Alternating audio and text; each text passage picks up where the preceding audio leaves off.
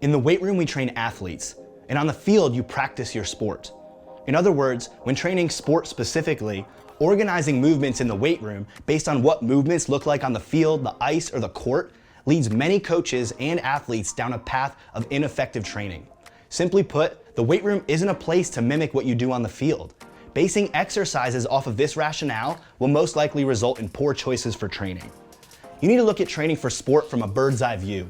Instead of posing the question, how do I make my training look like what I do on the field? The better question is, what physical qualities are required to excel at my sport and perhaps my position? From there, you can work backwards to train those qualities in the most effective means we know of at this point. For example, it's clear to most athletes that being strong, fast, powerful, and explosive are fundamental to their sport success. The question then becomes, how can I effectively train these qualities? You get strong by lifting heavy things through long ranges of motion. You get fast through practicing running fast. You get explosive through jumping, sprinting, and using exercises in the weight room that effectively make you more explosive. This is why squats, deadlifts, bench press, overhead press, cleans, snatches, pull-ups, rows, maybe some single leg stuff, and variations of these exercises are fundamental in building a strong and powerful body.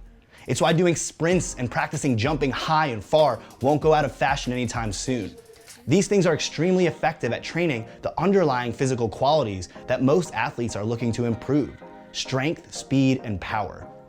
Practicing your sport is where you take the strength, power, and speed that you've worked hard to develop and implement it into your sport play. That is sport-specific training.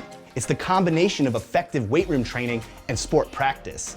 So lift weights, jump, run fast, and practice your sport often. Therefore, the brilliance in a great training program is not how similarly the movements you are doing look like the sport you play. It's not how fancy your speed and agility drills look, or how similarly you train to your favorite athletes. Instead, it's rooted in how the simple tools we have access to are moderated, and even more importantly, how well you are coached through the program with those tools.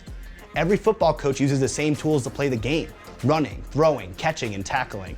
But not every coach or player wins championships. The same is true for strength and conditioning.